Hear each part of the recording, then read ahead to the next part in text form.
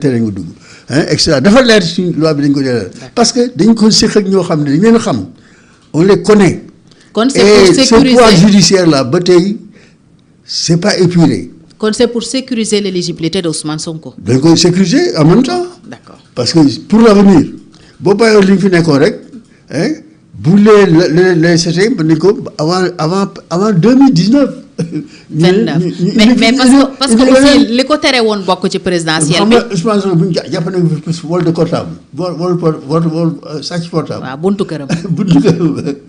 il est capable de tout donc ñun dañ ko jàngat loolu dutu fi am nous sommes au pouvoir dafa am lu muy jariñ ci ko yoree nous allons exercer ce pouvoir là bu ñu ma déglee man dañ koy exercer nañ ko war a exercer. lan mooy exercer pour yow. exercer xam ne Pastef est au pouvoir te lu mu bëgg moo war a am waaw état de droit et ce petit liberté d'expression loolu mais on l'a vécu on nous a traité de n'importe quoi ici ay terroristes ay salafistes ay malfaiteurs en relation avec une entreprise terroriste entreprise terroriste et ça léegi dund nañ ko fii kon bu ñu waxee moi ñii jox leçon naan non day waxtaan day def li tey bu ñu fi nekkee di ñu bëgg a rey ñoom ils s'étaient tués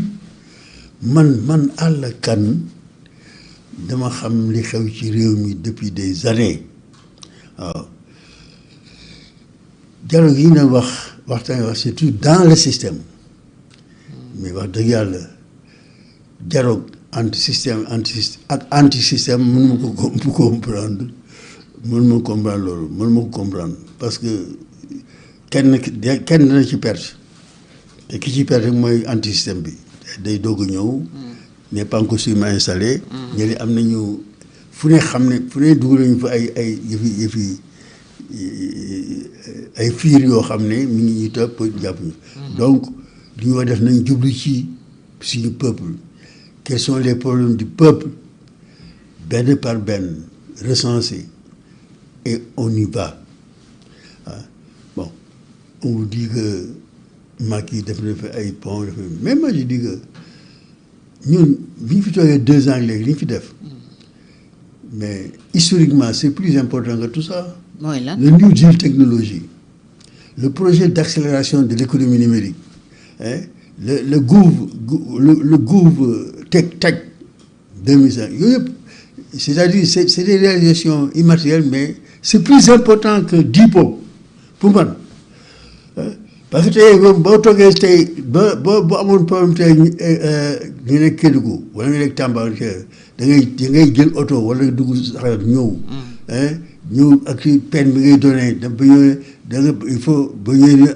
léegi rendez-vous bi mën renvoyer la benn date nga dem et cetera léegi da ngay toog fi nga toog nga am ni ñu fayal sa soxla loolu moo gën 10 points j'ai dit mais ñii teguñ seen bët loolu il faut que les gens comprennent que ce que nous avons réalisé en 2 ans ce que nous avons réalisé voilà c'est immatériel. loolu li ñuy mëntu comprendre dégg nga léegi le New Deal technologique pour 1 milliard 1105 milliards je crois le coûter. Le fait le Gouv technique le Gouv Tech mais c'est incroyable loolu et puis da nga daan ñëw di neexal da ngay neexal waaye yi mu joxal da ngay toog sa salon. en un clic nga am. non kooku dafay loolu moom lu baax la. ça simplifie la vie aux citoyens. alors doyen wax nga sànq problème bi entre Diomaye et le PASTEF maintenant problème bi entre le premier ministre Ousmane Sonko et le président de la République muy li ñu tuddee dualité lan moo ko waral ak yow noo ko dundee. baax naa la ko dégg itam. entre Pastef ak c'est-à-dire que le président qui met en place. mais entre ñoom ñaar am na problème. non c'est pas le problème il est politique. Il y a pas de problème entre ñoom ñaar. Le problème il est essentiellement politique entièrement politique à 100% politique mooy le président qui met en place un mouvement di ko dundal di ko doxal. kon loolu tam la Ousmane Sonko meree Diomaye. Mais c'est ça. parce que bi ma ne le président ak premier ministre du personnellement parce que au plan personnel moom xam nañu ne. amuñu problème wala jàpp nañu ne amuñu problème mais institution yi. non président bi xam nga ci la minute bi dañuy Aïda Mbodj mooy mu nekk président moo doon coordonné hein.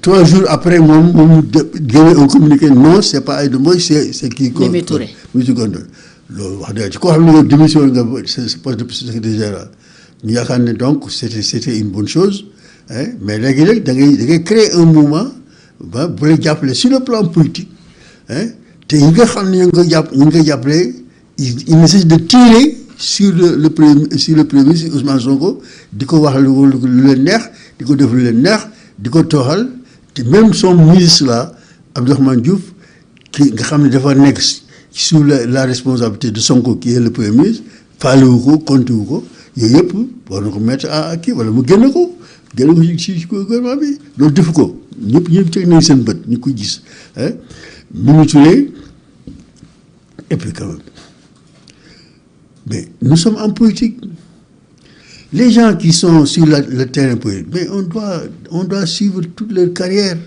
on doit remonter kii kan la fu mu jógee lu mu jaar lu mu fa def lan la fa def lu mu daan wax et cetera kii kan pourquoi tey mu mel nii et cetera yëpp c'est des études individuelles que nous devons faire sur tous les responsables politiques de ce pays ñu xam ñii ñan la xam fi ñu jaar xam li ñu def xam fa ñu nekkoon lañ fa def dañ ko war a xam nous avons l'appareil d'État mais bu ñu la boo fekkee ne da ngay may kii muy sa camarade bi nga xam yéen a àndoon di xeex nga jàpp kii mu koy wax lu mel ni xeme te waxoo ci dara y a un problème. Alors il y a problème aussi entre le premier ministre et le président ndax yéen magu Pastef kenn ci yéen xamal na ma ne jugoon ngeen sax di ci dox tànki jàmm demoon ba palais bëgg a gis le président Diomaye mais mujj leen woon recevoir. Donc il y a bien problème entre le premier ministre et le président. mais mooy problème boobu rek problème bi ma waxoon mooy problème bi c'est-à-dire on voulait que parti bi dellu fa mu nekkoon.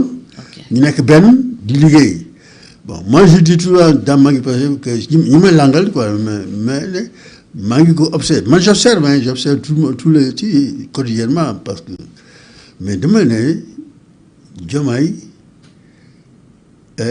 bu fekkoon ne révolutionnaire la li mu def du ko def. bu fekkoon ne c'est un Fidel Castro wala c'est un Mao wala c'est un Ho Chi Minh wala c'est un Ben Bella ak yooyu wala Mamadou Dia sax kon li mu def du ko def parce que li mu def mooy dafa dumóoyu kon daal yéen da ngeen bëggoon mu bàyyi Diomaye président nekk exclusivement ci Pastef. oui. ok c'est ça. pourquoi quel est l'intérêt de Diomaye président pour moom. nee na ngor moo ko ci bàyyi. ñooñu nag ñi ma àndal depuis 2014. nee na ba tey mi ngi Pastef.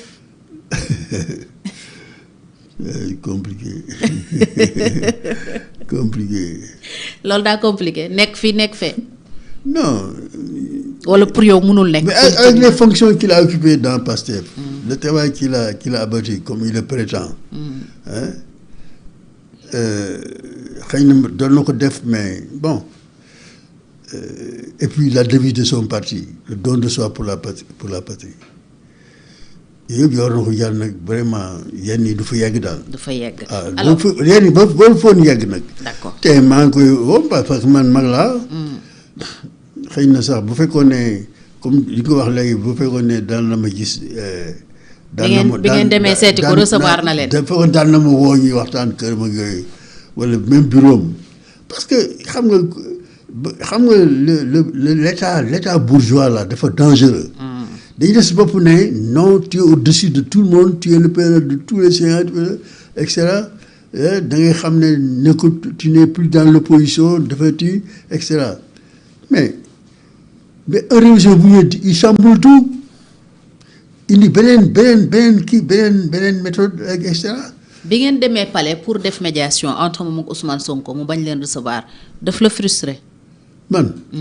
non frustré wu ma mais je me suis dit que il ne devait pas le faire parce que bu fekkoon ne révolutionnaire la je me suis dit que il m'a donné raison quoi bi mu defee loolu. parce que bon